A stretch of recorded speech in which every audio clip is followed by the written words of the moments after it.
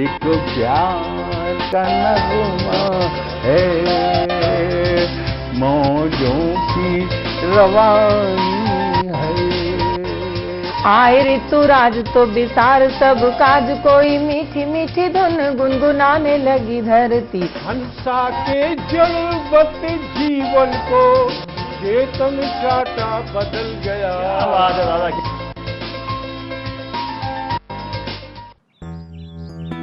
Sir, बिटिया रानी driver के साथ भाग गई। भाग गई? जी, भाग गई।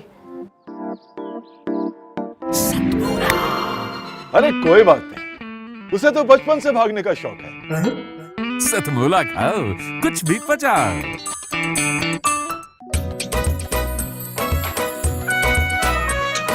हर पल मस्ती और रंगीन विद सतमोला नमकीन, इससे बेटर है नथिंग। सतमोला नमकीन डिफरेंट टेस्ट है बेमिसाल, पनीर भुजिया भी कमाल, इसके टेस्ट के सब शौकीन। हाँ सतमोला नमकीन, सतमोला स्वीट्स एंड नमकीन, इससे बेटर है नथिंग।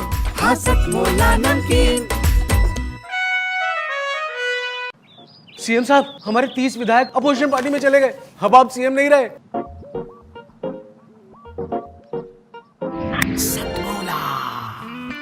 तो अब नया सीएम कौन बन रहा है? Tell me. सतमोला खाओ, कुछ भी पचाओ। जितना जी में आए खाओ, बस खाते ही खाते जाओ। डरने की क्या बात है जब सतमोला साथ है। टेस्ट है इसका सबसे निराला, हर दिल पर जादू कर डाला। स्वाद स्वाद में जमकर खाया, सतमोला ने खूब बचाया। खाने से डरता है क्या? सतमोला।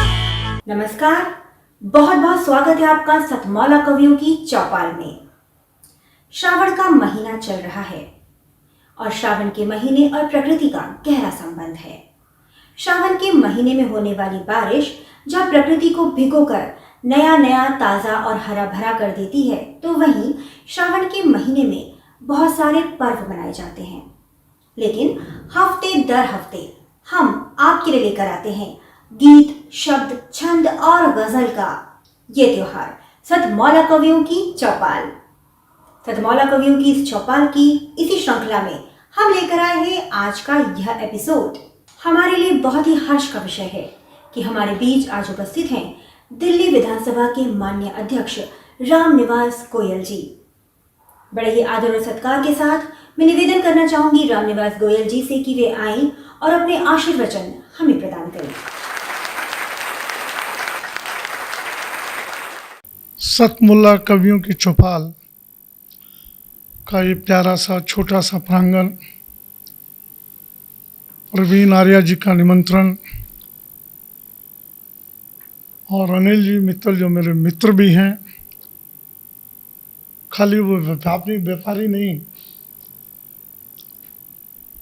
वो दानदाता भी है।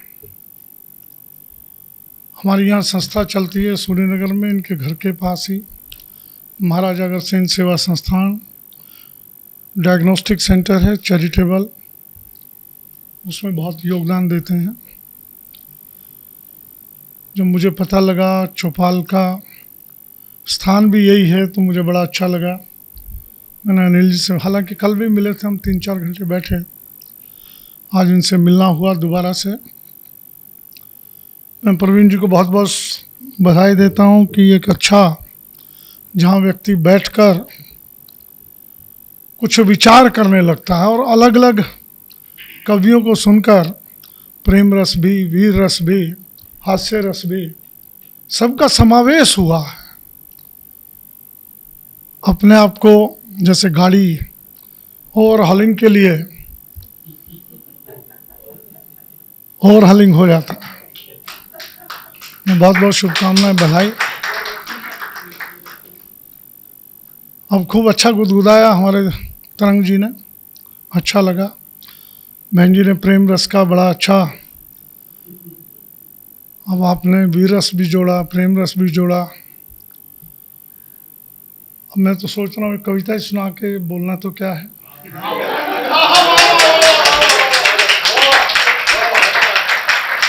साहित्य जो है वो किसी भी समाज की, किसी भी राष्ट्र की आत्मा होता है। जहाँ साहित्य मर जाता है वो राष्ट्र भी मर जाता है, ये गांठ से बांध लीजिए। वो समाज जिंदा नहीं रहता। साहित्य से मेरा तात्पर्य जो है चाटुकारिता से नहीं है,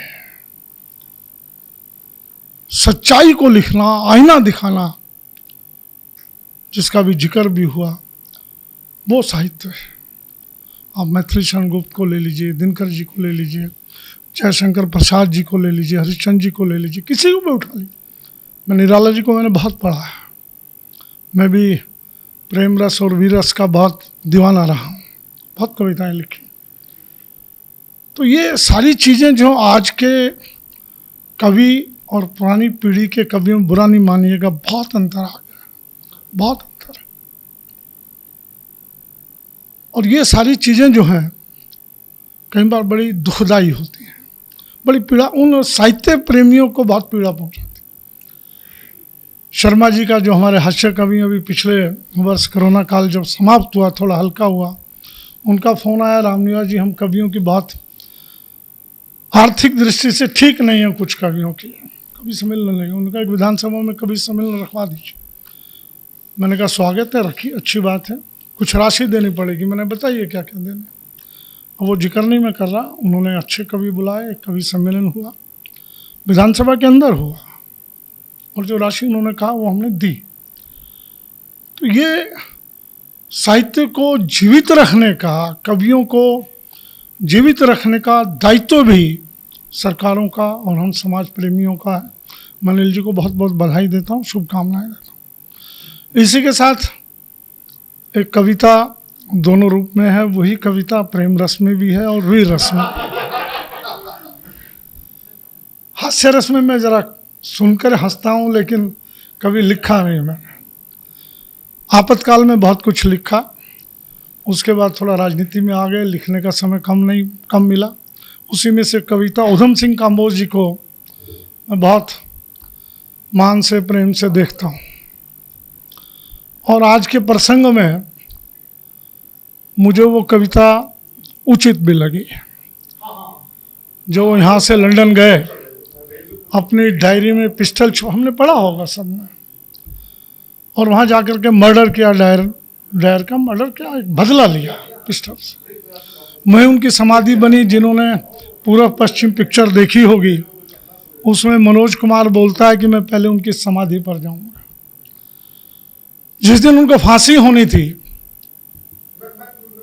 उसकी सुबह बिल्कुल प्रातःकाल एक दृश्य मैंने रचना की और उस पर कुछ पंक्तियां लिखी।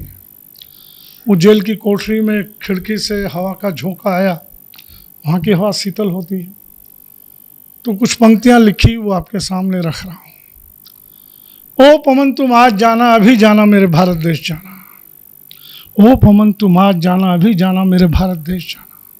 तू आज इतनी चंचल क्यों है, तू आज इतनी शीतल क्यों है, माना मैंने मेरे जख्मों पर चाहती हो मरहम लगाना। अगर इतनी हमदर्दी है मुझसे तो ओ पवन कुछ ऐसा करो, सांस बन मेरी सांसों में मिलो। मूरत बनी भारत माँ की हृदय में मेरे, तुम पहचान जाना, पहचान जाना। ओ पवन तुम आज जाना, अभी जाना मेरे भारत देश जाना। इंग्लैंड की हवा है ना, उसको पहचान दे रहे हैं। सागर चरण धोता है उसके, हो नतमस्तक बढ़ जाना पुरी की ओर। अयोध्या भी जाना, मथुरा भी जाना, गंगा की शीतलता अपने संग लेती आना। हाँ, जलियांवाला बाग जाना न भूल जाना। कल्पना कर लें, हम लोग सब अयोध्या, मथुरा, माया, काशी ये सब कुछ करते हैं। हम अपना कितना अपने बच्चों को लेकर जलियांवाला बाग जानते हैं। राष्ट्र का सबसे बड़ा अगर मंदिर है, राष्ट्रवाद का सबसे बड़ा मंदिर जलियांवाला बाग है। अमृतसर चले जाएंगे लेकिन फिर भी जलियांवाला बाग नहीं जाएंगे। स्वर्ण मंदिर चले जाए लेकिन वहाँ नहीं जाते हैं। ये बड़ा पीड़ादायक है, बहुत पीड़ादायक है। हाँ, जलियांवाला बाग जाना न भूल जाना। ओ पवन तुम आज जाना, अभी जाना मेरे भारत देश जाना। अंतिम पंक्तियां, बस कार्य इतना कर तुम लौट आना, बस कार्य इतना कर तुम लौट आना, फिर तुम्हारी चंचलता और शीतलता में महक मेरे देश की आई। कण कण तुम्हारा पवित्र होगा, सांस बन पुनः मेरी सांसों में मिल जाना। ऐ मेरी सांसों बस फिर तुम हमेशा के लिए रुक जाना, हमेशा के लिए रुक जाना। ओ पवन तुम आज जाना, अभी जाना, मेरे भारत देश जाना। बहुत बहुत धन्यवाद प्रवीण जी, आप सबका अच्छा लगा। और मैं प्रार्थना कर रहा हूँ कि जब भी कभी इस ढंग की चौपाल हो, राजनीति से हटकर हमको बैठने का भी अवसर मिले। और मैं प्रार्थना करूँगा कभी विधानसभा में आइए। विधानसभा हमारी इस वक्त तो राजनीति का अखाड़ा कम है, देश प्रेमियों का अखाड़ा ज़्यादा बनी हुई है। आपको वहाँ लगेगा नहीं कि हम किसी विधानसभा में आए। वहाँ जब एंटर करेंगे भगत सिंह, सुखदेव, राजगुरु का आपको हाफ स्टैचू वहाँ तीनों के लगे। दिल्ली एक ऐसी विधानसभा है पहली, और उस विधानसभा का इतिहास भी बहुत गौरवशाली है। कभी आएंगे तब आपको। अभी हमने सुंदरलाल बहुगुणा जी का अखबारों में पढ़ा होगा, उनका एक बहुत बड़ा स्मारक बनाया है, अच्छा स्मारक बनाया है। क्रांतिकारी, ऐसे क्रांतिकारियों के चित्र वहाँ लगे हुए हैं जिनको हम भूल गए। और अंत में मैं, जिनके हम सब लोग दीवाने रहे हैं, मैं बहुत युवा होता था तब से, लगभग 13-14 साल की उम्र रही होगी। नीरज जी को सुनने का बड़ा शौक़ रहता था। आज उनका जन्मदिन भी है और उनके आज के पावन जन्मदिन पर मैं आप सबको शुभकामनाएं देता हूं, बधाई देता हूं। धन्यवाद, जय हिंद।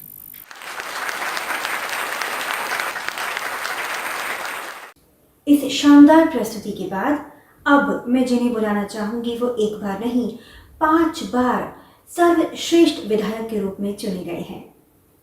बड़े ही आदर और सत्कार के साथ स्वागत करिए महेंद्र गोयल जी का, लोकप्रिय विधायक महेंद्र गोयल जी।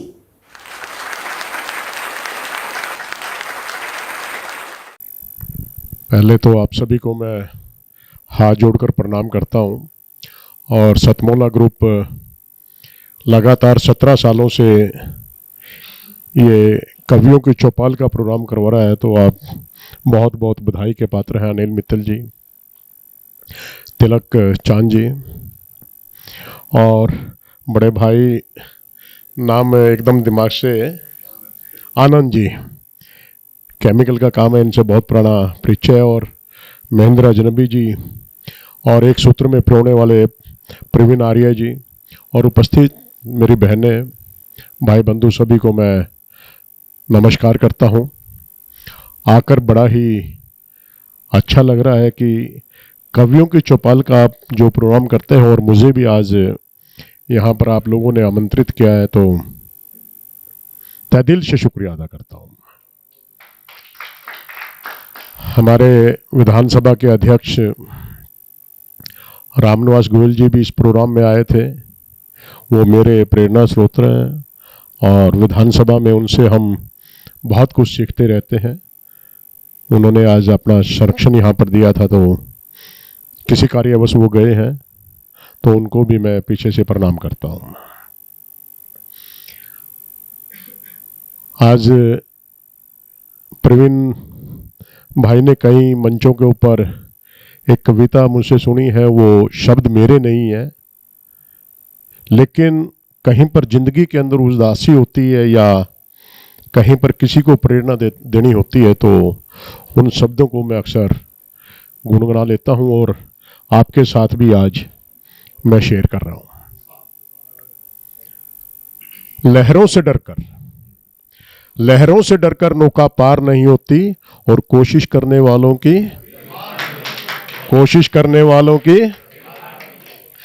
नन्ही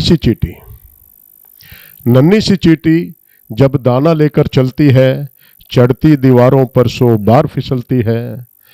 चढ़कर गिरना गिरकर चढ़ना ना अखरता है, आखिर उसकी मेहनत बेकार नहीं होती, और कोशिश करने वालों की सतमोला ग्रुप का भी मैं जो इतिहास देखता हूं, इन्होंने बहुत अच्छे से मेहनत की है। और आज तो मैं कह रहा हूं कि लोगों को रोटी खानी होती है तो पचानी होती है तो कहते हैं भाई सतमोला की गोली लेना। ये अनिल जी सही है नहीं आनंद जी? ठीक कह रहा हूं ना? क्योंकि ये जमीन से जुड़े हुए हैं व्यक्ति, और जो व्यक्ति जमीन से जुड़ा हुआ होता है, और मुझे ऐसा लग रहा है कि जितने भी चेहरे मेरी आंखों के सामने हैं ये सभी के सभी जमीन से ही जुड़े हुए हैं। इसीलिए इतनी दूर आने का ये लोगों ने यहां पर प्रयास भी किया और आए भी। डुबकिया सिंधु में गोताखोर लगाता है और जा जाकर खाली हाथ लौट कर आता है। मिलते नहीं सहजी मोती गहरे पानी में, और बढ़ता दुगना उत्साह इसी हैरानी में। मुट्ठी उसकी खाली हर बार नहीं होती, और कोशिश करने वालों की कामयाबी एकदम ही कदम नहीं चूमती। संघर्ष करना पड़ता है, सत्य की राह पर चलना होता है, लोगों के बीच में अपना विश्वास देना होता है। जहां पर आपका विश्वास एक बार लोगों के दिमाग में बैठ गया तो फिर आप कोई भी काम कर लें। संघर्ष के रास्ते कठिन तो जरूर होते हैं, लेकिन जब उसकी रफ्तार पकड़ लेती है उसकी गाड़ी, तो मंजिल कितनी भी लंबी क्यों ना हो तो अपने आप आपके कदम आकर चूम देती है, ऐसा मेरा विश्वास है। इसी के अंदर कुछ और लाइनें हैं जो आपके साथ में शेयर कर रहा हूं।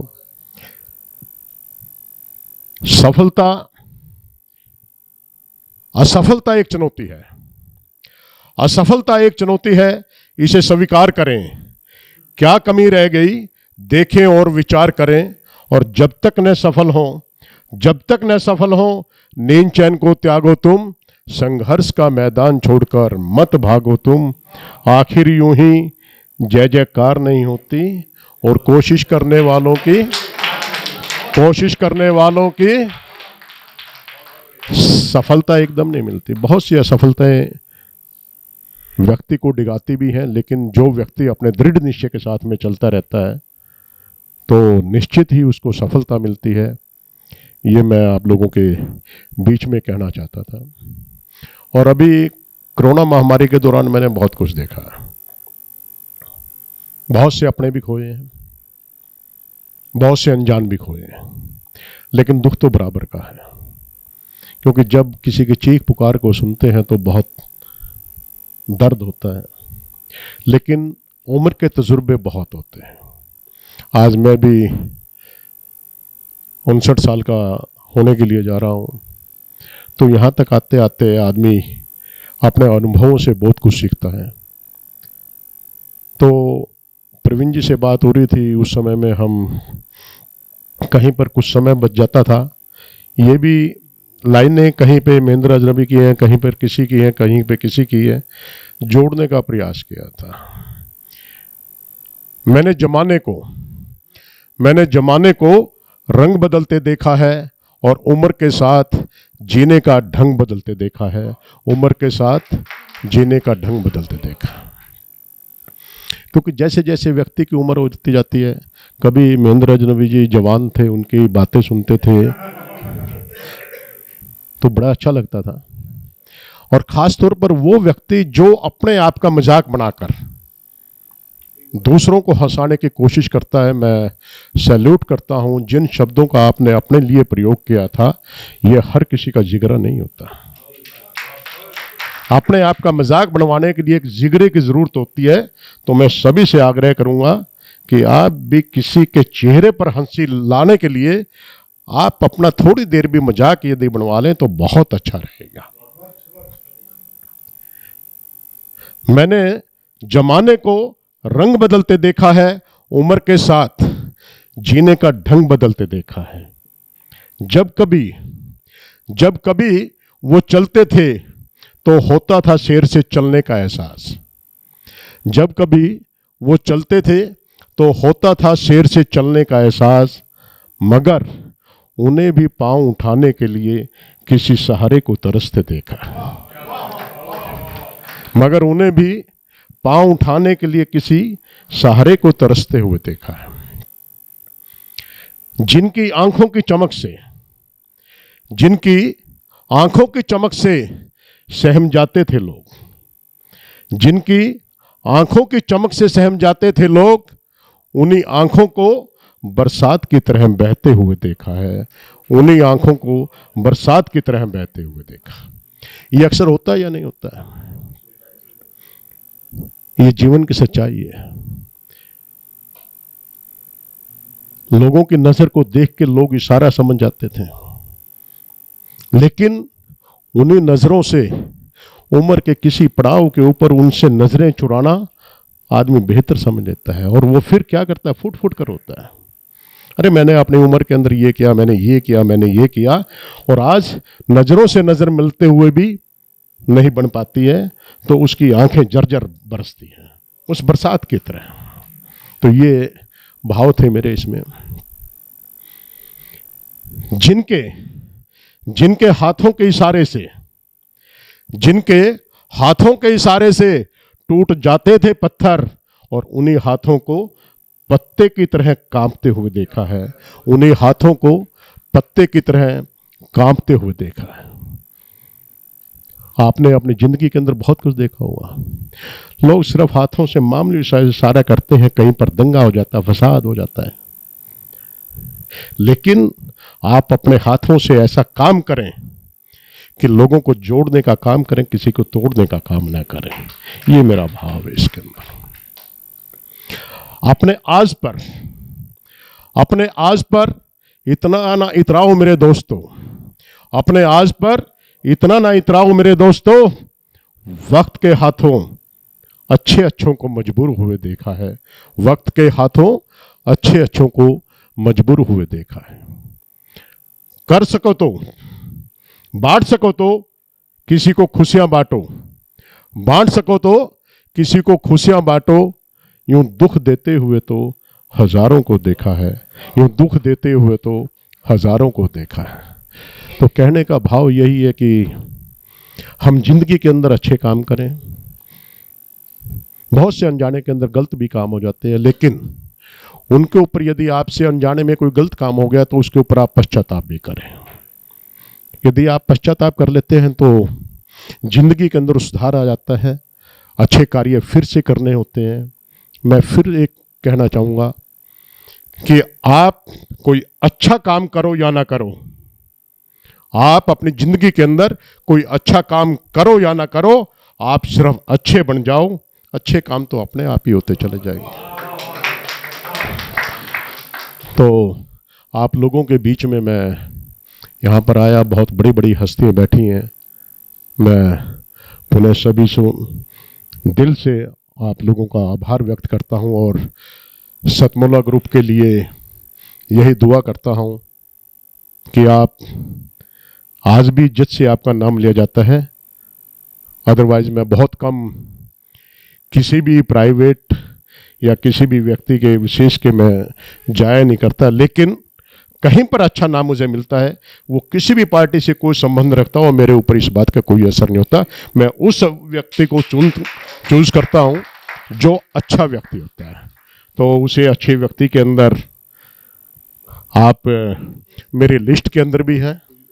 तो मैं अनिल मित्तल जी का तहे दिल से शुक्रिया अदा करता हूं और पूरे ग्रुप का तहे दिल से शुक्रिया अदा करता हूं। गोयल जी की इस शानदार प्रस्तुति के बाद अब मैं रस को थोड़ा सा बदलना चाहूंगी और बुलाना चाहूंगी उन्हें, जो कि अंतरराष्ट्रीय ख्याति प्राप्त कवि हैं। लोग कहते हैं कि ये हंसी का पटाखा है, पर हम कहेंगे ये हंसी के परमाणु बम हैं। जोरदार तालियों के साथ स्वागत कीजिए महेंद्र अजनबी जी का।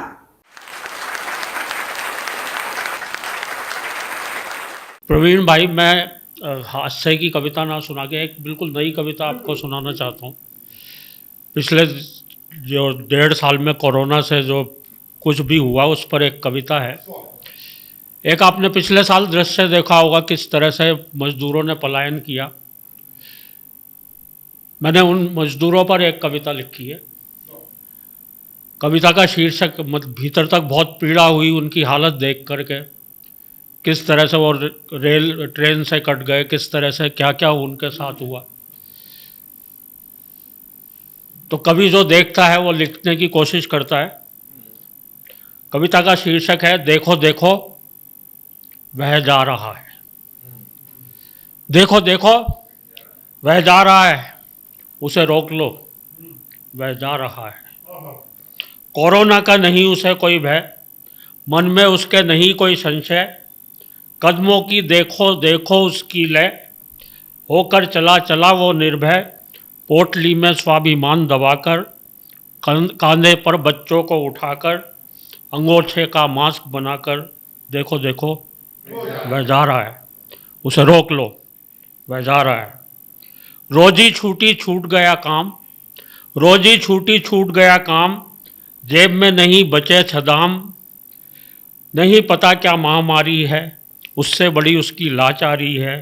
इस शहर में हमेशा फुटपाथ देखा, ढूंढने चला वो है अपनी लक्ष्मण रेखा। उसको भरोसा था अपने हाथों पर, उसको भरोसा था अपने हाथों पर, जो शहर ने तोड़ दिया। अब उसे भरोसा है अपने पैरों पर, इसलिए पैदल ही जा रहा है। देखो देखो वह जा रहा है, उसे रोक लो, वह जा रहा है। वह जा रहा है साइकिल रिक्शे से, वह जा रहा है माल ढोते ट्रकों से, वह जा रहा है मालगाड़ी से, वह जा रहा है टैंकर के भीतर बैठकर, वह जा रहा है कंटेनर से, फिर भी कोई नहीं ले जा रहा, तो पैदल ही जा रहा है। देखो देखो वह जा रहा है, उसे रोक लो, वह जा रहा है।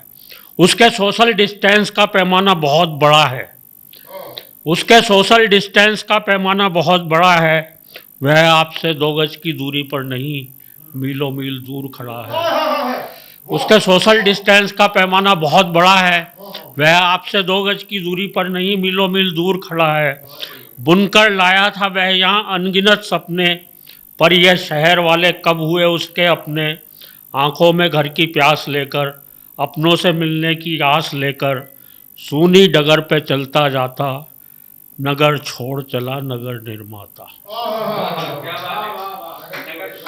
सूनी डगर पे चलता जाता, नगर छोड़ चला नगर निर्माता। वह चला जाएगा दुत्कार खाता हुआ, वह चला जाएगा यूं ही मार खाता हुआ, कीटनाशक की बौछार पाता हुआ। देखो देखो वह जा रहा है, उसे रोक लो, वह जा रहा है।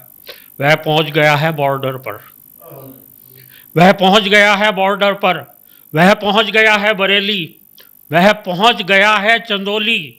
वह चला जाएगा मधुबनी के किसी गांव में, वह चला जाएगा अपने पीपल की छाँव में, वह चला जाएगा अपनों के बीच, ताकि उनके साथ जी भर के जी सके, या फिर कुछ काम ऐसा कर सके कि अगर जी भी नहीं पाया तो जी भर के मर सके।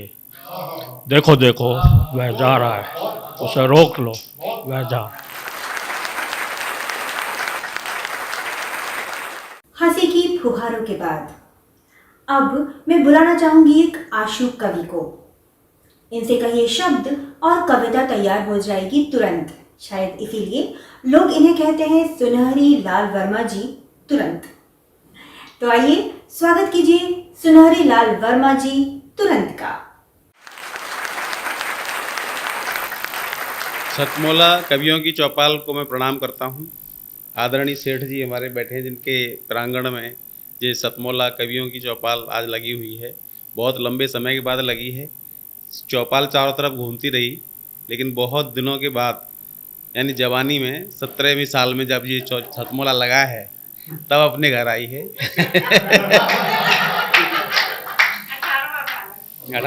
18वां हाँ सब, जबकि यौवन तक घर में रहती है चौपाल, फिर बाद में घूमती है। और परम आदरणीय अध्यक्ष महोदय गोयल साहब दिल्ली सरकार में, मैं सभी को प्रणाम करता हूँ। आप सभी श्रोताओं को, सभी कवियों को, सभी भाई बहनों को प्रणाम। मैं सुनहरी लाल वर्मा तुरंत और आपके सामने कुछ हास्य की बातें बताऊंगा। देखिए, सबसे पहले मैं आपको ये बताना चाहता हूँ कि लॉकडाउन जो लगा, इस लॉकडाउन में बहुत सारी समस्याएं आईं, बहुत सारे लोग रोए, बहुत सारे लोग गए। सबको श्रद्धांजलि। और जो रोए उनके लिए मैं ये बात कहना चाहता हूँ, रोने से कुछ नहीं होने वाला। क्यों नहीं होने वाला? कि दुख में जो मुस्कराता है वो हमेशा मस्त रहता है।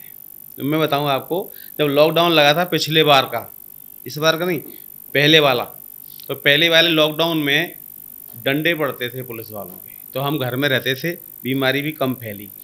अब की बार कोई डंडा नहीं रहा, इसलिए बीमारी बढ़ती गई। तो मैं देखिए उसमें बताता हूँ कि चारों तरफ बंद ही बंद था, बाहर निकलते नहीं थे। कभी मिठाई खाने का भी मन करता था तो घर में बना करके खाते थे। गोलगप्पे खा रहे हैं या बर्फी बना रहे हैं या रसगुल्ले बना रहे हैं, मज़े ले रहे थे घर में।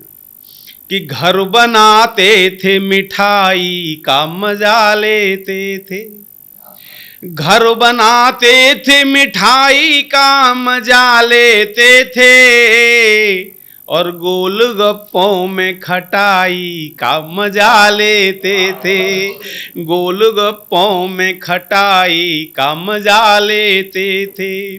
और ऊब कर इनसे निकलते थे जब भी सड़कों पे, तो लॉकडाउन में पिटाई का मजा लेते थे।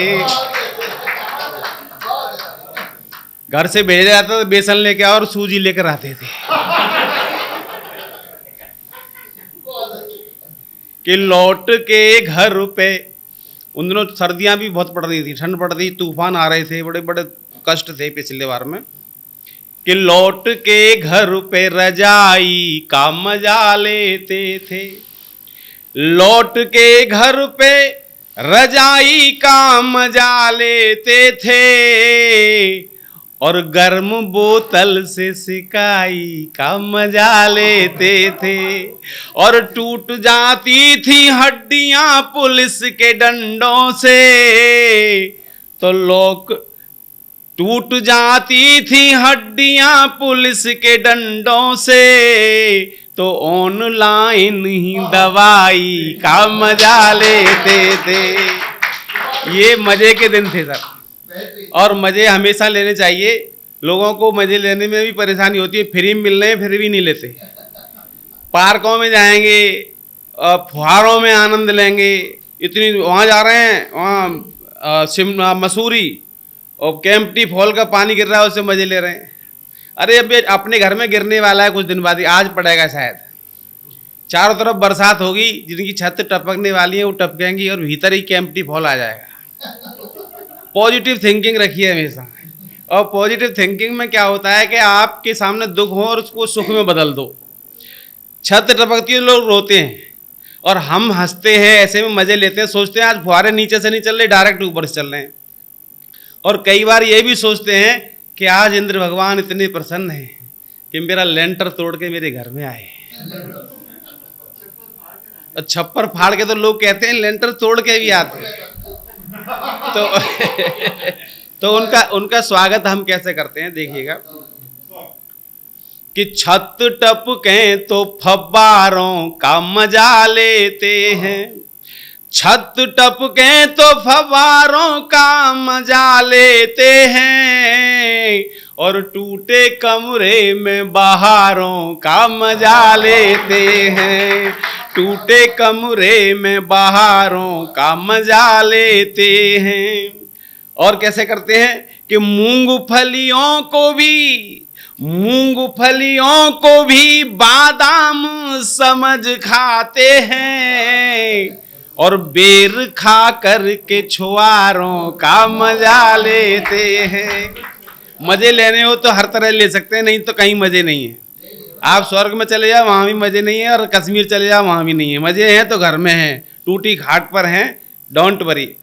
बेड डबल बेड है लोगों के यहाँ, उसमें मजे हैं साहब, डबल बेड है हमारे यहाँ। हमारे यहाँ नहीं है, हमारे यहाँ खाट है, तो हमारे यहाँ खटमल भी है, खाट भी है, खटमल भी है। पूरी रात आनंद लीजिए खटमलों के साथ खाट पे। कैसे करते हैं देखिए। कि खाट चिपटा के डबल बेड बना लेते हैं, खाट सरका के डबल बेड बना लेते हैं, और कोई रूठा हो तो चुपचाप मना लेते हैं। और चांद जैसा कोई टुकड़ा अगर हो पहलू में तो पास तंदूर के कूलर का मजा लेते हैं। मस्त रहिए, आनंद के साथ रहिए कि हम तो रोतों को डॉक्टर साहब कि हम तो रोतों को घड़ी भर में हंसा लेते हैं, कि हम तो रोतों को घड़ी भर में हंसा लेते हैं।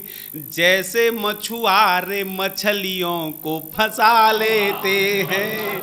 और कोई जलता है तो जलता रहे जलन लेकर, हम जहन्नुम में भी जन्नत का मजा लेते हैं। मस्त रहते हैं, बीच सागर में किनारों का मजा लेते हैं। बीच सागर में किनारों का मजा लेते हैं। और घोर पतझड़ में बहारों का मजा लेते हैं। और अपने कंधों पे जिंदगी का बोझ ढोते हैं, कि अपने कंधों पे जिंदगी का बोझ ढोते हैं। और ऊंट गाड़ी में भी कारों का मजा लेते हैं।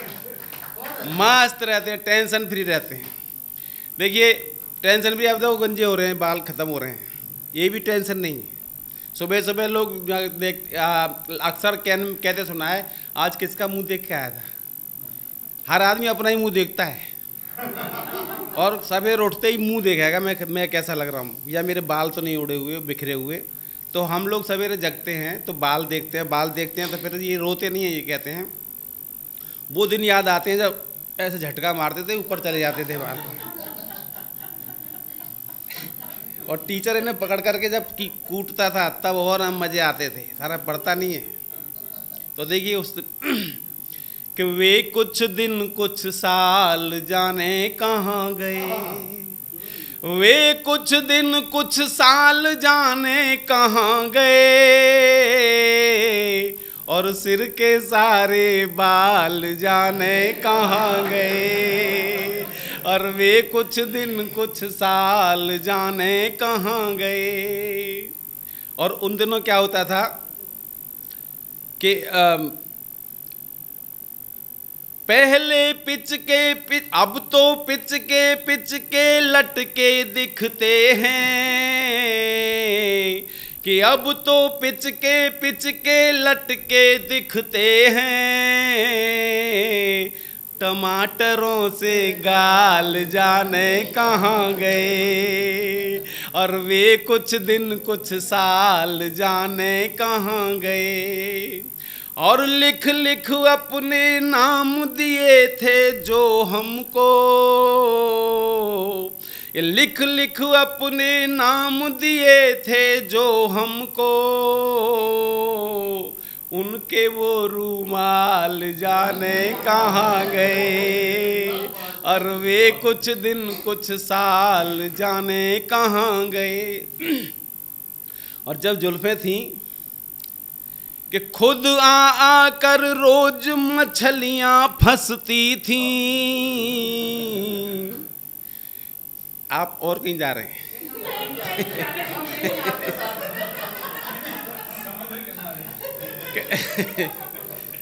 कि खुद आ कर रोज मछलियां फंसती थीं। वो रेशम के जाल जाने कहाँ गए। और वे कुछ दिन कुछ साल जाने कहाँ गए। और सुबह दोपहर शाम समय से मिलते थे। सुबह दोपहर शाम समय से मिलते थे। वो रोटी वो दाल जाने कहाँ गए। और वे कुछ दिन कुछ साल जाने कहाँ गए। और वो रेशम के जाल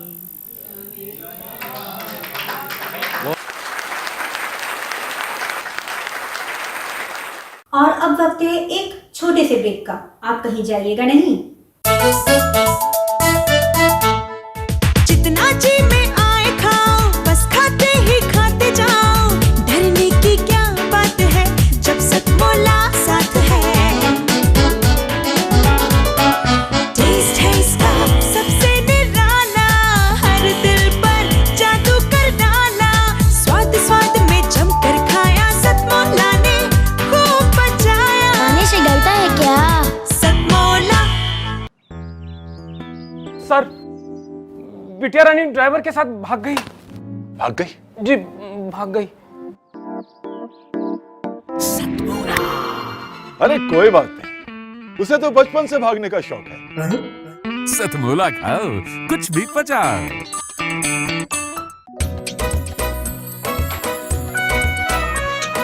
हर पल मस्ती और रंगीन विद सतमोला नमकीन। इससे बेटर है नथिंग, सतमोला नमकीन। डिफरेंट टेस्ट है बेमिसाल, पनीर भुजिया भी कमाल। इसके टेस्ट के सब शौकीन, हाँ सतमोला नमकीन। सतमोला स्वीट्स एंड नमकीन, इससे बेटर है नथिंग। हाँ सतमोला नमकीन। सीएम साहब, हमारे 30 विधायक अपोजिशन पार्टी में चले गए। अब आप सीएम नहीं रहे।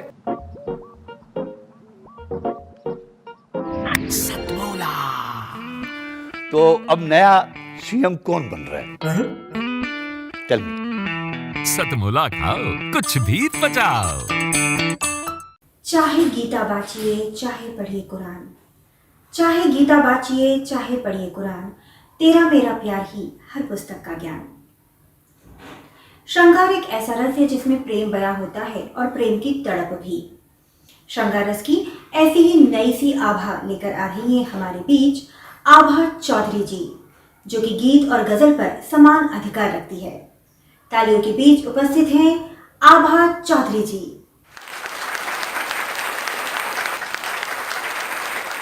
मेरा सौभाग्य है कि मैं आज इस मंच से अपनी कविताओं का पाठ कर रही हूँ।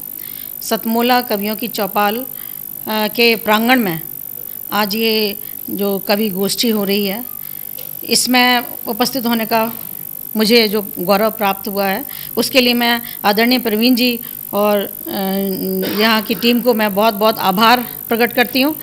और अभी जो कविताएं हमने सुनी पढ़ी जी, रमा दीदी की कविताएं मैंने सुनी है अभी हम लोगों ने, उन्होंने पानी की बात की। मैं इतिहास की लेक्चरर हूँ और बच्चों को साक्ष्यों, सबूतों, गवाहों और जो हमारे प्रमाण हैं उनके आधार पे साइंटिफिक शिक्षा देने का प्रयास करती हूँ। तो जब बात चलती है संवेदनाओं की, तो कहीं ना कहीं हम देखते हैं कि हमारी सभ्यता कितनी प्रगति कर रही है, कितने हमने साइंस के शिखर छुए हैं, लेकिन संवेदनाएं धीरे धीरे गुम होती जा रही हैं, ख़त्म होती जा रही हैं। तो कविता उसी के पर आधारित है कि आग से शुरू हुई सभ्यता में, आग से शुरू हुई सभ्यता में बची रहे कुछ आग, दहकते रहे अंगारे हृदय में हवाओं में। आग से शुरू हुई सभ्यता में बची रहे कुछ आग, दहकते रहे अंगारे हृदय में हवाओं में। क्यों? क्योंकि आग है तो निपट ही लेगा निष्ठुर जंगलियत से। आग है तो निपट ही लेगा निष्ठुर जंगलियत से, बना लेगा कोई हथियार भूख, आक्रोश और खुद से लड़ने को, बचा लेगा अपने पदचिन्हों को। क्योंकि आग है तो काट ही लेगा रात, आग है तो काट ही लेगा रात, हताशा, निराशा, बेजुबानी की, और बना लेगा कोई मशाल अपने बचाव के लिए, ढूंढ लाएगा दाने कल की फसल के लिए। क्योंकि आग है तो जरूर बनाएगा कोई औजार अपने सपनों की मरम्मत के लिए। आग है तो जरूर बनाएगा कोई औजार अपने सपनों के मरम्मत के लिए, और बचा लेगा अपने ज़मीर की किरचन को। और क्योंकि आग है तो जरूर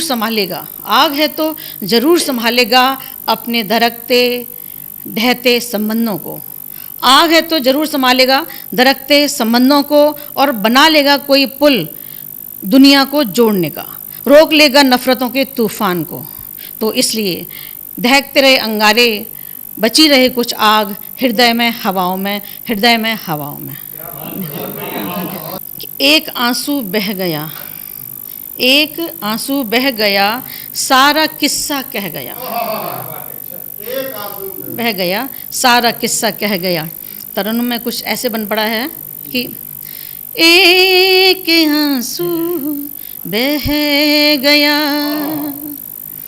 एक आंसू बह गया, सारा किस्सा कह गया,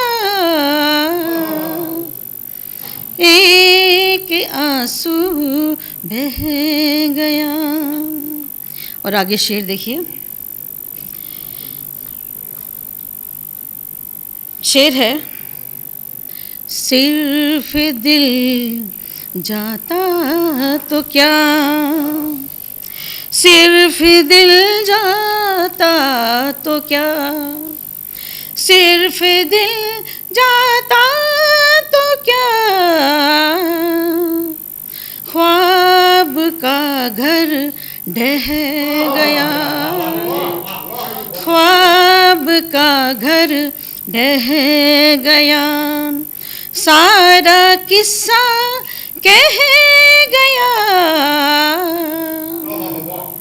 एक आंसू बह गया।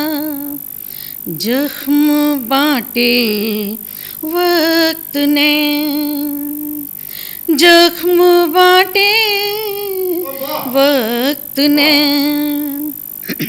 जख्म बांटे वक्त ने, घाव मन का रह गया, घाव मन का, शुक्रिया, रह गया, एक आंसू बह गया। सब मुकम्मल है यहाँ, सब मुकम्मल है यहाँ, सब मुकम्मल है यहाँ, ख्वाब का घर ढह गया, ख्वाब का घर ढह गया, सारा किस्सा कह गया, एक आंसू बह गया। आईने के सामने, आईने के सामने, आईने के सामने, व्यर्थ एक आग्रह गया, व्यर्थ एक आग्रह गया, सारा किस्सा कह गया, एक आंसू बह गया। और शेर देखिए, वो तुझे प्यारा है जो, वो तुझे प्यारा है जो, वो तुझे प्यारा है जो, कैसा नाजुक दिल मेरा, कैसा नाजुक दिल मेरा, कैसा नाजुक दिल मेरा, दर्द इतना सह गया, दर्द इतना सह गया, सारा किस्सा कह गया, एक आंसू बह गया।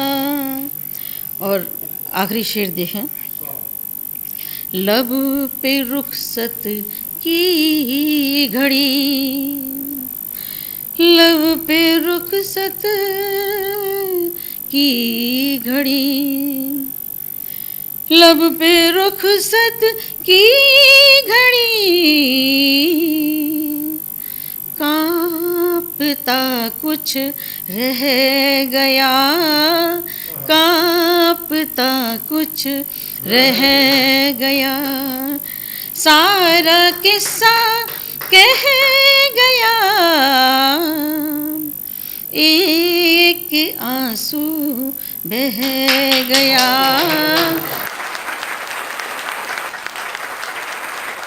आभा चौधरी जी की मधुर आवाज के बाद आइए सुनते हैं अगली कवयित्री को।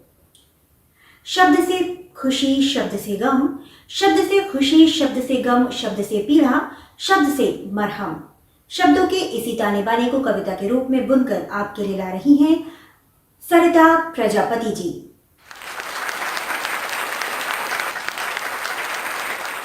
मैं सरिता प्रजापति दिल्ली से आप सभी का अभिनंदन करती हूँ।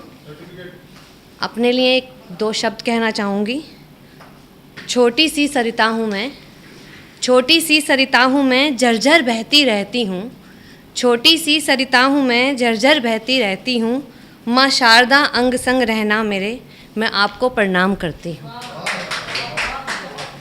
हिंदुस्तान है जान मेरी, हिंदुस्तान है जान मेरी, मैं यहाँ पर रहती हूँ। माँ भारती मैं आपके चरणों में वंदे मातरम कहती हूँ। पत्थर की शिला हूँ मैं, पत्थर की शिला हूँ मैं, प्रभु आपकी कृपा से मूरत बनना चाहती हूँ। पत्थर की शिला हूँ मैं, प्रभु आपकी कृपा से मूरत बनना चाहती हूँ। मेरे शब्द अगर आपके मन को छू जाएं तो अपनी हौसला अफजाई चाहती हूँ। मैं एक अध्यापिका हूँ। बहुत सारे बच्चे ऐसे होते हैं जो थोड़ा सा पढ़ के भी अपने आप को बहुत डिमोटिवेट कर लेते हैं। उन्हीं के लिए मैंने एक कविता लिखी है जो आपके समक्ष रखना चाहूँगी। राहें मंजिल कभी आसान नहीं होती, राहें मंजिल कभी आसान नहीं होती, पत्थर सिर्फ पत्थर है, पत्थर सिर्फ पत्थर है, चट्टान नहीं होती। पाना है मंजिल को तो, पाना है मंजिल को तो पंखों को पसार ना होगा, पाना है मंजिल को तो पंखों को पसार ना होगा, बिना पंख फैलाए कभी कोई उड़ान नहीं होती। अपने सुस्त कदमों को राही अब धूप में बढ़ा आगे, अपने सुस्त कदमों को राही अब धूप में बढ़ा आगे। जिंदगी की राहों में हर जगह छाँव नहीं होती, जिंदगी की राहों में हर जगह छाँव नहीं होती। आसमां को धरा से ताकने वाले परिंदों को, आसमां को धरा से ताकने वाले परिंदों को समझाए कौन, आसमां से धरा को ताकने वाले परिंदों को समझाए कौन कि यूं ही बैठे बैठे आसमान में उड़ान नहीं होती। जरा गौर फरमाइएगा।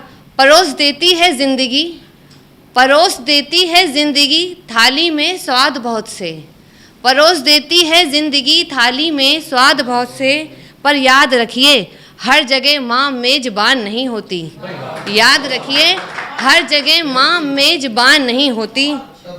कोशिशों से जीत लो, कोशिशों से जीत लो अब तुम मुकाम अपना, कोशिशों से जीत लो अब तुम मुकाम अपना। कोशिशों से मिली जीत कभी बेजुबान नहीं होती, कोशिशों से मिली जीत कभी बेजुबान नहीं होती। राहें मंजिल कभी आसान नहीं होती, पत्थर सिर्फ पत्थर है, कोई चट्टान नहीं होती।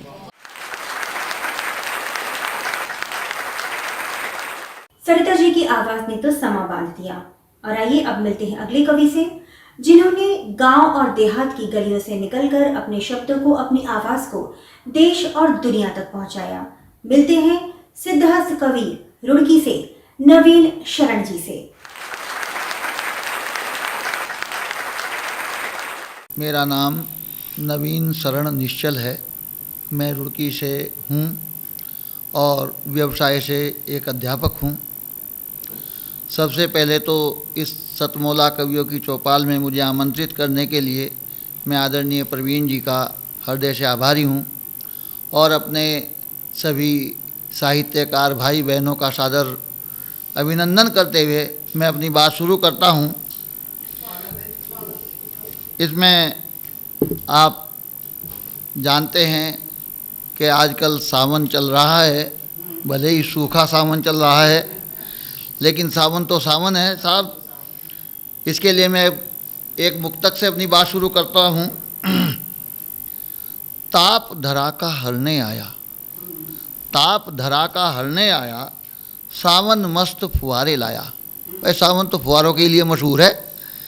ताप धरा का हरने आया, सावन मस्त फुहारे लाया, टप टप बूंदे मन हरसाती, टप टप बूंदे मन हरसाती, रिमझिम गीत सुनाने आया, रिमझिम गीत सुनाने आया। इसी सावन के शीर्षक से मेरी रचना है, जिसे मैं आप लोगों की सेवा में प्रेषित कर रहा हूँ। देखो घिर घिर आए बदरा, देखो घिर घिर आए बदरा, गोरी के नैनों का कजरा। देखो घिर घिर आए बदरा, गोरी के नैनों का कजरा। भूखी प्यास बुझाने आया, भूखी प्यास बुझाने आया, रिम झिम सावन आया। घन घोर घटा लहरा आई, घन घोर घटा लहरा आई, तरुणाई हर एक मन छाई। मुस्काए हर एक पल जीरा, मुस्काए हर एक पल जीरा, देखो आए घिर घिर बदरा, गोरी के नैनों का कजरा। दूसरा बंद है इसका। धरती की प्यास बुझाती है, धरती की प्यास बुझाती है, जब बदरी जल बरसाती है। धरती की प्यास बुझाती है, जब बदरी जल बरसाती है। जब मस्त घटाएं लहराएं, बच्चे अपनी नाव चलाएं। कागज की नाव चलाते हैं बच्चे पानी में। जब मस्त घटाएं लहराएं, बच्चे अपनी नाव चलाएं। कड़के बिजली बादल भी फुरा, कड़के बिजली बादल भी फुरा, देखो आए घिर घिर बदरा, गोरी के नैनों का कजरा। अब सावन में और भी कुछ घटनाएं होती रहती हैं जिन्हें हम महसूस करते हैं। कहती है प्यारी एक कहानी, कहती है प्यारी एक कहानी, टप टप बूंदे गिर मस्तानी।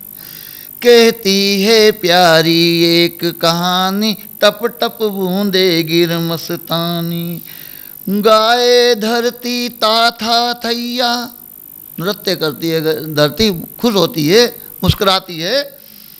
गाए धरती ताथा थैया, भर जाती हैं सब ताल तलैया। मुझसे अब क्यों दूर है पीरा, देखो आए घिर घिर बदरा, गोरी के नैनों का कजरा। अगला बंद है।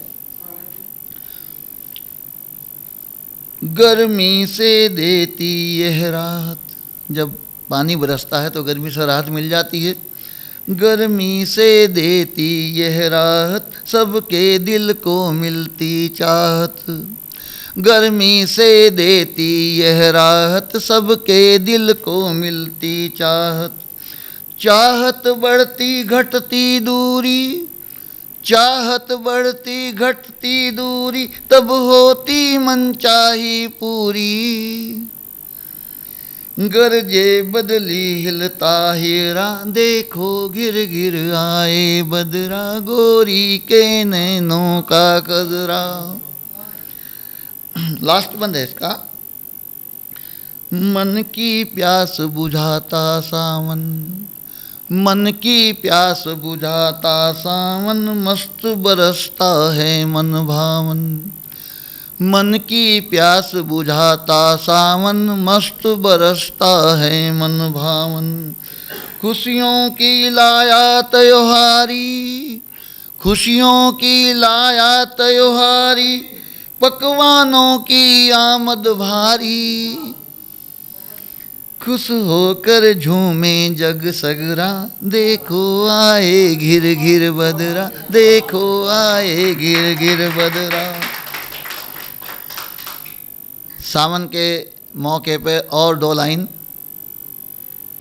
बरसे प्रेम फुहार बदरा से, बरसे प्रेम फुहार बदरा से, धरा पर नवजीवन छाए।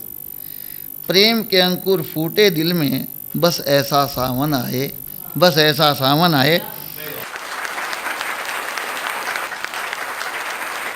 देश में एक तरफ किसान आंदोलन चल रहा है तो दूसरी तरफ देशभक्ति आंदोलन चल रहा है। एक तरफ जहां कुछ लोग रास्ता रोक रहे हैं तो वहीं दूसरी ओर कुछ ग्रामीण सामने आकर रास्ता खुलवा भी रहे हैं।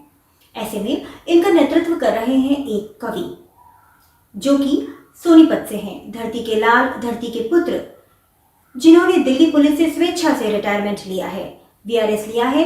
स्वागत कीजिए सोनीपत से आए हुए ऋषि भड़ाना जी का।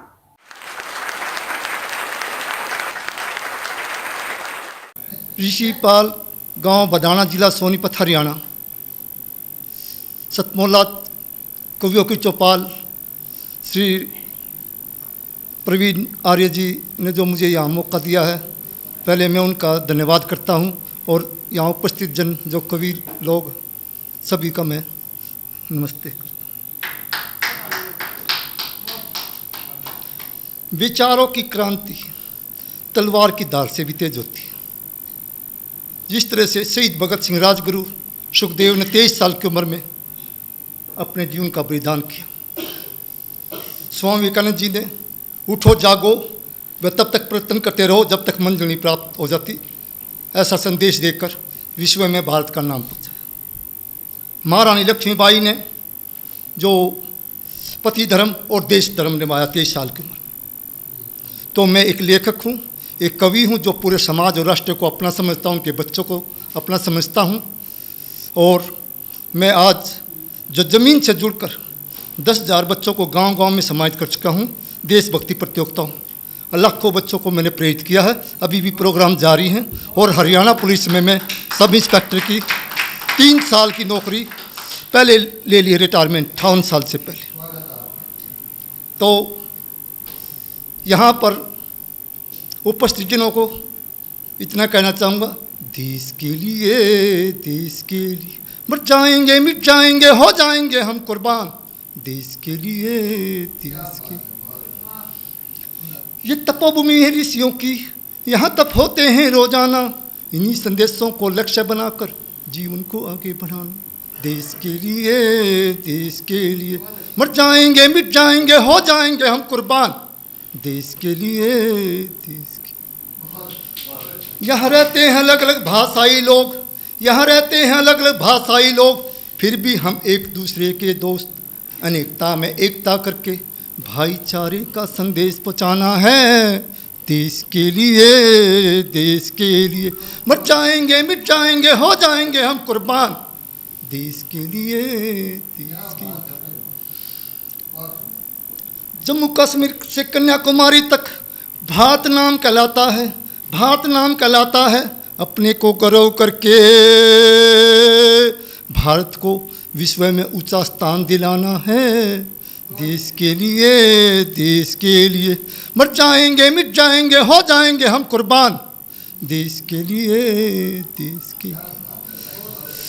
आज कुछ विदेशी ताकतें हमारी एकता पे कर रही है हमला, आज कुछ विदेशी ताकतें हमारी एकता पे कर रही है हमला। हमें एक होकर एक दूसरे के सहयोग से मर मिट जाना है। देश के लिए मर जाएंगे, मिट जाएंगे, हो जाएंगे हम कुर्बान, देश के लिए, देश के।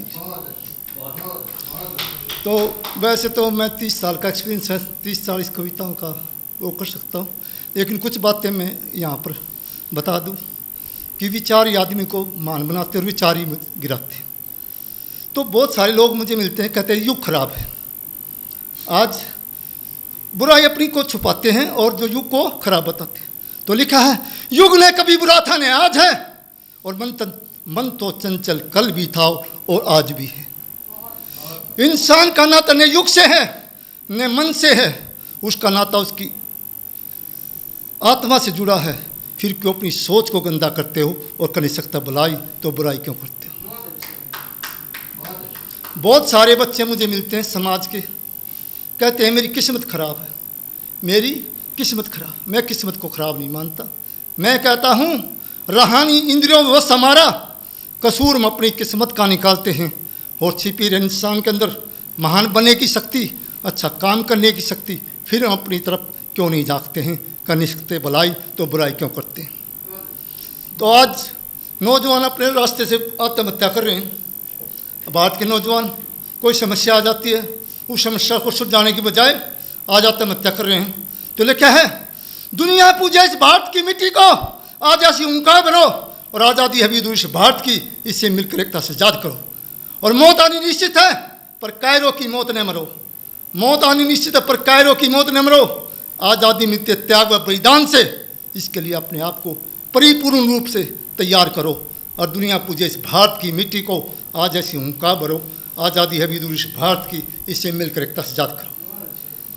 तो हमारी परंपराएं थी गरीबों की मदद करो, गरीबों की मदद करो और भूखे को रोटी खिलाकर उसकी आत्मा को तृप्त करो और दुनिया पूजे इस भारत की मिट्टी को, आज ऐसी हुंकार भरो। आज़ादी है भी दूर से भारत की, इससे मिलकर एकता से याद करो। तो मैं सामाजिक लेखक हूँ। घर बिजली की लड़ियों से नहीं, इंसान के विचारों से सजते हैं और जिस घर में विचार नहीं मिलते उस घर की दीवारों से आंसू निकलते। और कहने को तो हम सब एक ही परिवार के सदस्य हैं, फिर सहयोग के नाम पर एक दूसरे की टांग क्यों खींचते हैं। घर बिजली की लड़ियों से नहीं, इंसान के विचारों से सजते हैं और जिस घर में विचार नहीं मिलते उस घर की दीवारों से आंसू निकलते।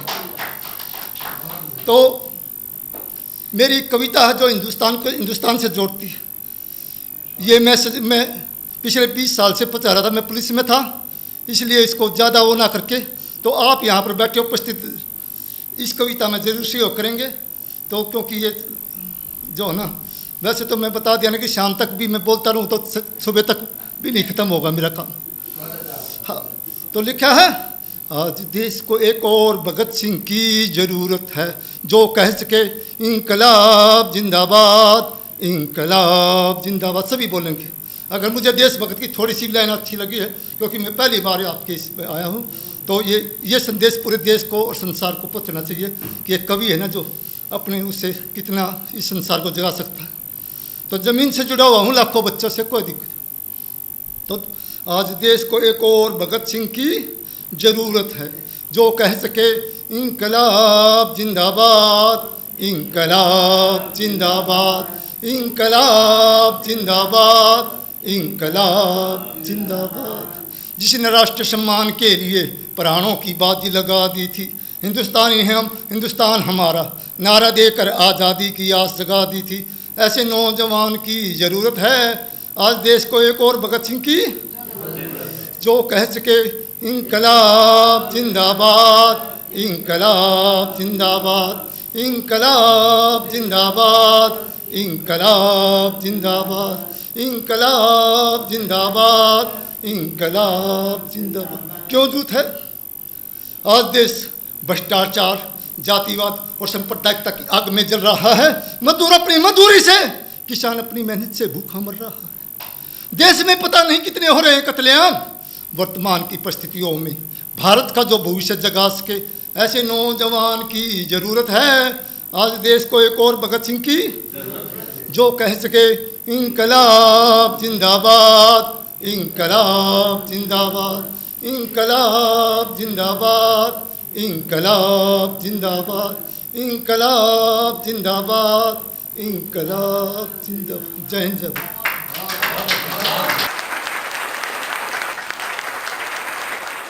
कभी सहर तो कभी शाम ले गया मुझसे, कभी सहर तो कभी शाम ले गया मुझसे, तुम्हारा दर्द कई काम ले गया मुझसे।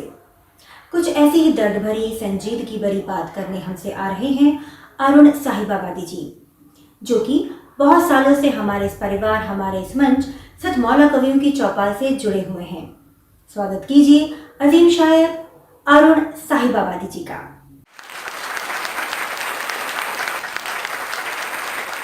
सुनी है कितने मकानों की सिसकियाँ मैंने,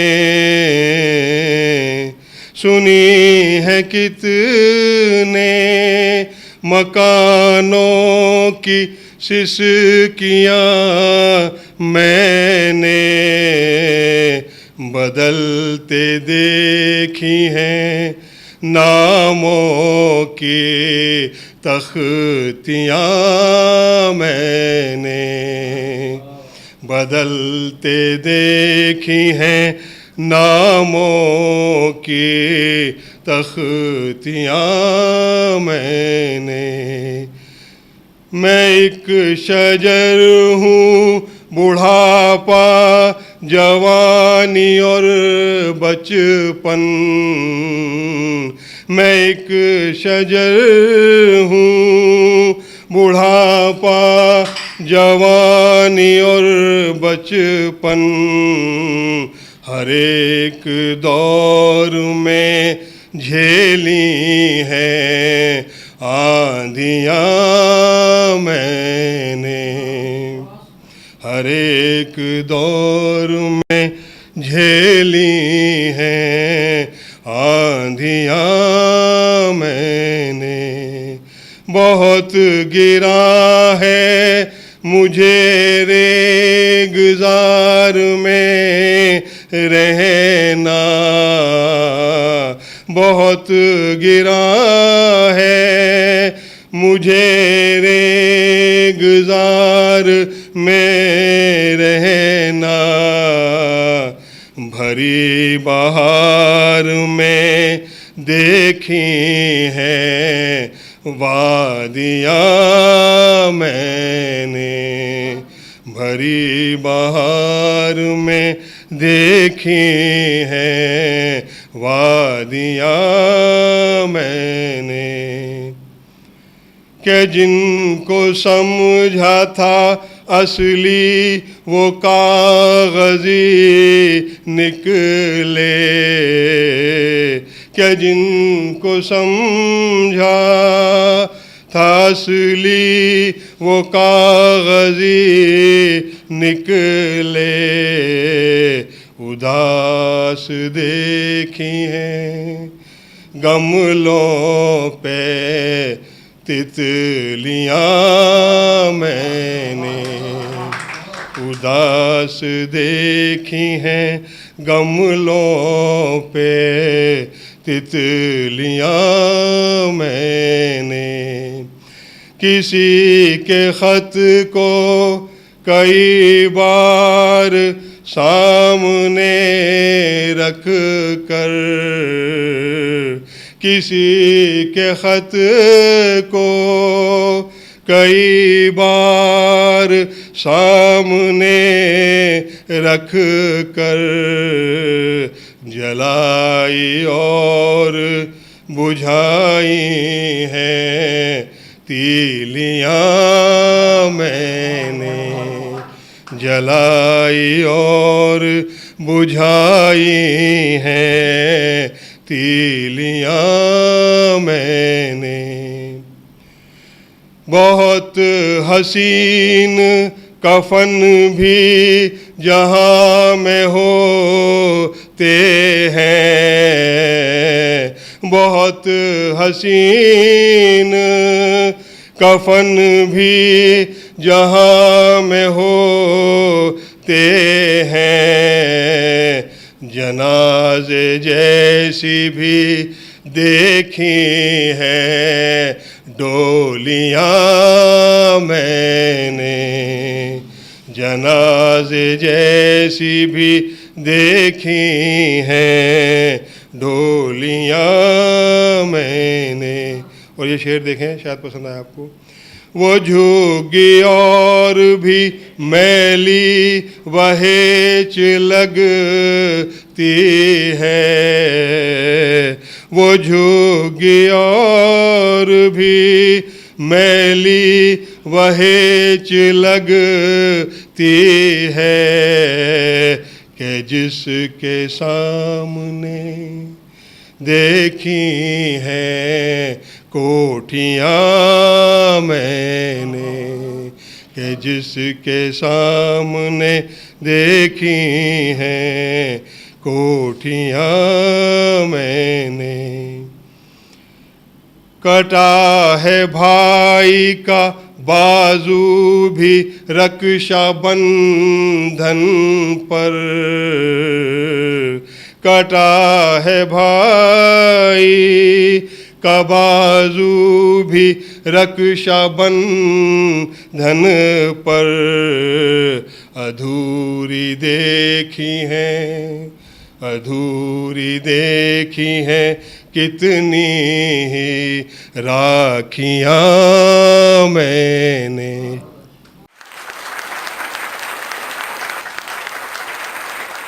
आशा करते हैं आपको हमारा आज का एपिसोड पसंद आया होगा।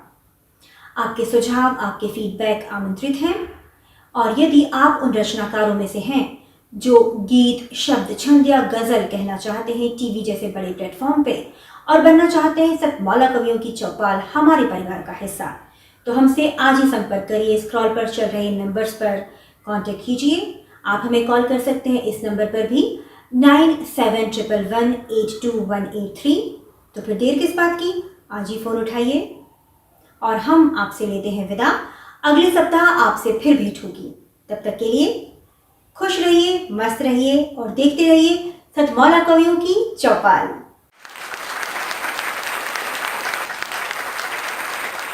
नमस्कार, मैं अनिल मित्तल, चेयरमैन सतमौला ग्रुप, सभी आए हुए आमंत्रित कवियों का और सतमौला कवियों के चौपाल के सभी दर्शकों का बहुत बहुत स्वागत करता हूं। आज बहुत सौभाग्य की बात है कि हमारे बीच में सतमौला कवियों की चौपाल में श्री रामनिवास गोयल जी, दिल्ली विधानसभा के अध्यक्ष, और श्री महेंद्र गोयल जी, विधायक जी, आज हमारे साथ उपस्थित हैं। ये हमारे लिए बहुत ही गर्व का विषय है। दोस्तों, आज मुझे विश्वास नहीं होता कि 18 साल पहले जब परवीन आर्य जी मेरे पास आए कि इस तरह से कोई कवियों का सम्मेलन का प्रोग्राम करना चाहते हैं, तो उस समय मुझे ये विश्वास नहीं था कि ये प्रोग्राम इतना सक्सेस होगा और ये 18 साल पूरे करेगा अपने। और मैं उनकी बात से बिल्कुल सहमत था कि ये जो कवि हमारे भी जो हैं हमारे, ये एक हमारी धरोहर है हमारे समाज की। आज जो कल्चर हमारा दिन पे दिन बदलता जा रहा है, अगर हमने कवियों को वो प्रोत्साहन, वो इज्जत नहीं दी, तो धीरे धीरे छवि हमारी, ये सभ्यता हमारी ख़त्म हो जाएगी। लोग जानेंगे भी नहीं कि भाई वो क्या कवि सम्मेलन क्या होता है, कवि क्या होते हैं। तो मेरा मानना है कि हम लोगों को उनको पूरा मौका मिलना चाहिए, पूरी इज्जत मिलनी चाहिए।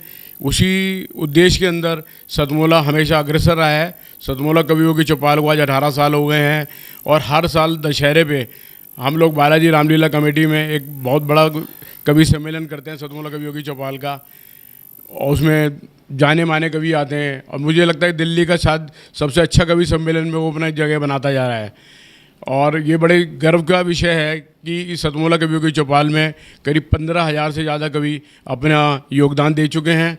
और मैं आने के लिए जो नए कवि हैं उन सबको भी इस स्टेज पे आमंत्रित करता हूं कि वो आएँ और अपनी योग्यता को प्रकट करें। धन्यवाद। आज इस कवियों के चौपाल में हमारे बीच उपस्थित रहे परम आदरणीय रामनिवास गोयल जी, अध्यक्ष विधानसभा दिल्ली प्रदेश। ऐसा लगता है कि दिल्ली प्रदेश के अति लोकप्रिय विधायक श्री महेंद्र गोयल जी, सब आज यहाँ कवि उपस्थित हैं, मुझको छोड़कर शायद। और कवि राजनीति पर कविता कहते हैं, बहुत कविताएं कहते हैं, अच्छी कटाक्ष करने वाली। पर आज राजनीति को पहली बार कविता करते मैंने इस मंच पर देखा है। रामनिवास जी की कविता हमने सुनी, फिर महेंद्र भाई जी का क्या कहना है कि मेहनत करने वालों की हार नहीं होती, यही शब्द है।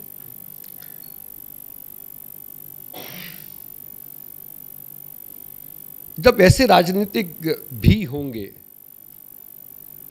जिनका साहित्य से इतना गहरा नाता हो, तो फिर राजनीति दिग्भ्रमित कैसे हो सकती है। मुझे बहुत संतोष है, मुझे बहुत गर्व है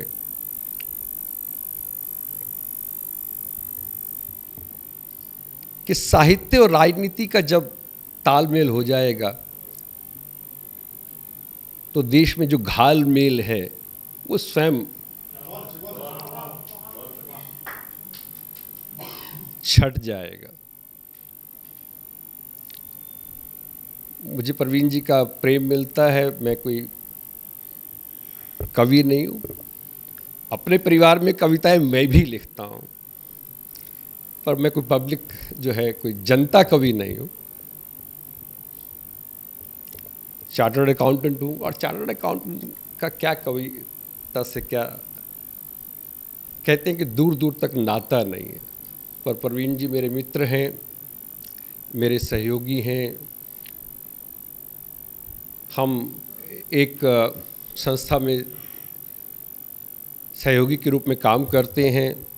वो मुझे प्रेम देते हैं, मुझे आदर देते हैं और मुझे यदा कदा ऐसी सभाओं में आने का निमंत्रण देते हैं जिसे मैं चाहकर भी कभी ना नहीं कर पाया। आज भी ऐसी ही कुछ उनका निमंत्रण मुझे मिला, मैं आपके बीच में उपस्थित हुआ। कुछ कविताएं मैं नहीं भी सुन सका, मैं थोड़ा देरी से आया था, परंतु मुझे लगा कि अजनबी जी को सुनने के बाद मैंने सब कवियों को सुना, ऐसा मुझे आभास हो रहा है। इन्हीं शब्दों के साथ मैं आपके सभी प्रतिनिधि के रूप में हमारे जो आज की सभा के मुख्य अतिथि थे श्री रामनिवास गोयल जी का और श्री महेंद्र गोयल जी का, जो शायद जिस कॉन्स्टिट्यूंसी में मैं रहता हूँ मेरे ही विधायक है, ऐसा है। मैं रोहिणी में रहता हूँ। मैं आपका अभिनंदन करता हूँ, मैं आपका स्वागत करता हूँ। और आप ऐसे ही हम सब कवियों को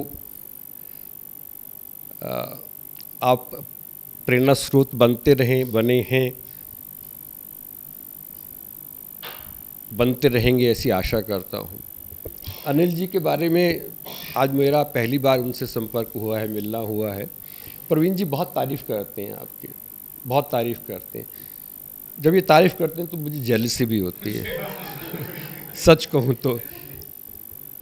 मैं इनसे कभी कभी कहता था कि आप मुझसे मिलवाते क्यों नहीं हैं, तो कहते थे भाई साहब आपको कभी मिलवाऊंगा। तो आज आपसे मुझे मिलने का सौभाग्य मिला। आप जो संरक्षक के नाते से जो इस मंच को जो आप देते हैं, आपको ईश्वर उससे कई गुना और करके वापस लौटाए और आप उसका भी कई गुना करके इस साहित्य को वापस लौटाएं। इन्हीं शब्दों के साथ मैं आप सब कवियों का हार्दिक अभिनंदन करता हूं, स्वागत करता हूं और आपको शुभकामनाएं देता हूं कि आप देश को, समाज को जो दे रहे हैं, ऐसे ही समाज को और जैसे कहते हैं दिल मांगे मोर, ऐसा ही और कि विश्वास, ये श्रद्धा, ये प्रेम, ये राष्ट्रभक्ति आप बांटते रहें और हम सबका जो है आप जो है प्रेरणा ऐसी हमें देते रहें। इन्हीं शब्दों के साथ मैं अपना वाणी को विराम देता हूँ। बहुत धन्यवाद आप सभी का। अखिल भारतीय साहित्य परिषद द्वारा संचालित सतमोला कवियों की चौपाल नामक ये जो कार्यक्रम है, ये अपने आप में इसलिए महत्वपूर्ण है कि केवल ये कार्यक्रम ही नहीं है, बल्कि यहाँ पर नवांकुर, नए नए कवि, नई नई कवयित्रियाँ इस मंच पर आकर के अपनी कविताओं को प्रस्तुत करती हैं जो सारे संसार के अंदर जाता है। तो ये बहुत बड़ा मंच है, एक प्रकार से कार्यशाला जैसी है ये। तो इसलिए आप सभी लोग इस कार्यक्रम से जुड़ें, नए नए बच्चे यहाँ पर आएँ, बहुत अच्छा लगेगा। हमारा आशीर्वाद इस पूरी संस्था के लिए है, सतमोला कवियों की चौपाल के लिए है, और आप सभी के प्रति हमारा मन बहुत स्नेह है, बहुत प्यार है। आप सब आएँ इस प्रकार से यहाँ पर अपनी कविताओं को इस मन से सुना करके उपकृत हों और उपकृत करें भी हम सभी।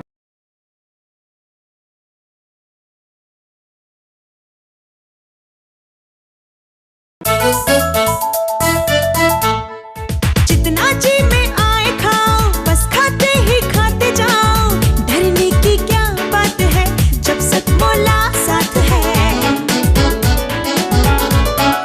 टेस्ट है इसका सबसे निराला, हर दिल पर जादू कर डाला। स्वाद स्वाद में जमकर खाया, सतमोला ने खूब बचाया। खाने से डरता है क्या? सतमोला।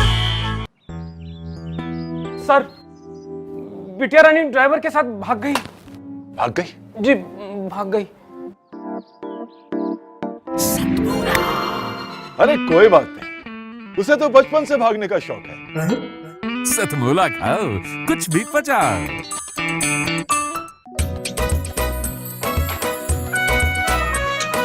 हर पल मस्ती और रंगीन विद सतमोला नमकीन, इससे बेटर है नथिंग। सतमोला नमकीन डिफरेंट टेस्ट है बेमिसाल, पनीर भुजिया भी कमाल। इसके टेस्ट के सब शौकीन, हाँ सतमोला नमकीन।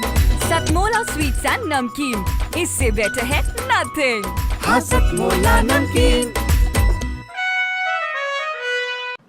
सीएम साहब, हमारे 30 विधायक अपोजिशन पार्टी में चले गए। अब आप सीएम नहीं रहे।